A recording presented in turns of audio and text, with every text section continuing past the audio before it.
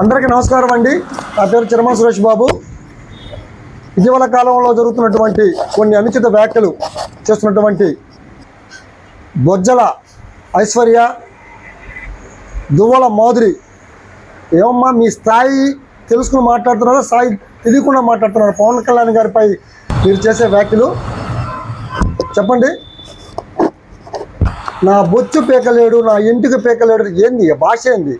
ఒక మహిళగా మాట్లాడాల్సిన భాష అది? సోషల్ మీడియా ద్వారా మీరు ఏం పంపిస్తున్నారు సోషల్ మీడియా ద్వారా మీరు పవన్ కళ్యాణ్ గారికి? పవన్ కళ్యాణ్ గారిని అనే స్థాయి అనేది నీ వెనక గట్టిగా చూసే 4-5 లేరు, నువ్వు మాట్లాడుతున్నావా? ఒక 5 మందిని పెట్టుకుని మాట్లాడితే సరిపోతుందా?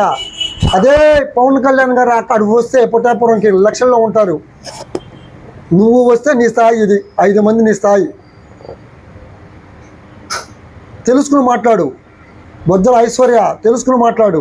నా ఇంటికి జన సైనికులు వస్తున్నారు, ఇంకా కొంతమంది వస్తున్నారు, ఎస్పీ గారు కాపాడండి.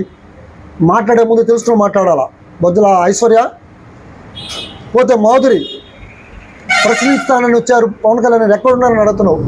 నీ ముద్దుల రాజా అలియాస్ దువ్వాడ శ్రీనివాస్ ఏం మాట్లాడాడు గతంలో? గత ప్రభుత్వంలో ఏం మాట్లాడాడు? నోటికి ఎట్టొస్తే అట్ట మాట్లాడాడు.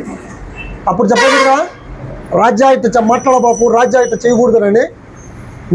నీ రాజ్యాన్ని స్టేషన్లో ఏంగానే వస్తున్నాయా పవన్ కళ్యాణ్ గారని?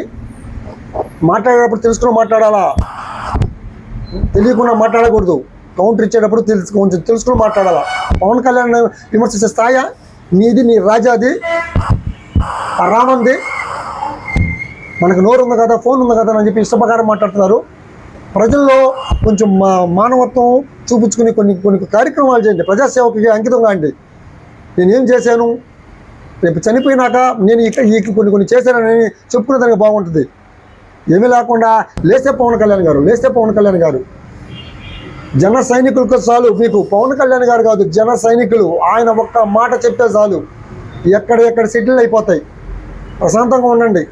ఇవన్నీ చిట్టడం మానుకుని ప్రజాసేవకై మీరు ప్రజాసేవ కోసం వచ్చామంటున్నారు కదా. ప్రతి గ్రామం, ప్రతి మండలం, ప్రతి జిల్లాలో ఏ సమస్యలను తెలుసుకుని మాట్లాడి దాన్ని పరిష్కరించే విధంగా పరిష్కరించండి.